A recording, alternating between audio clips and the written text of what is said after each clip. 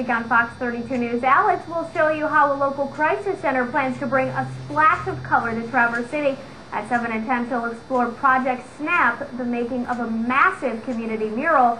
Tune in to see how you can leave your mark on this 1,000-piece portrait. When we come back on Fox 32 News at 10, an update on a deadly plane crash this evening in Charlevoix.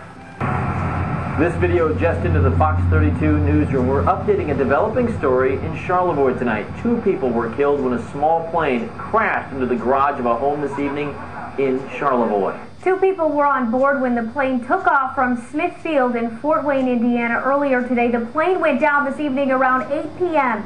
near the intersection of Carpenter Avenue and Grant Street in Charlevoix, right next to the airport. Emergency crews were on the scene as police roped off the area. The weather at the time of the crash was damp with a low cloud cover. Fox 32's Christina Vecchione with more details on tonight's small, deadly plane crash. Christina, what's the latest there?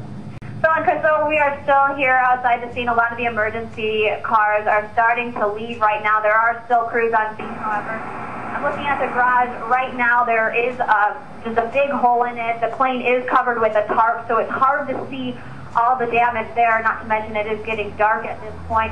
Again, we're told 2 people have died, a passenger who is a female and the male pilot. Another male passenger in the back of the plane is at the hospital. His condition isn't known. One firefighter did mention it didn't look good. Now, the reason for this crash is still unknown. We are told the plane was trying to land at the Charlevoix Municipal Airport when it somehow had some sort of problem with the runway. The FAA will be here in the morning to investigate. Until then, the area will be secured. We don't really know anything about the victims at this point.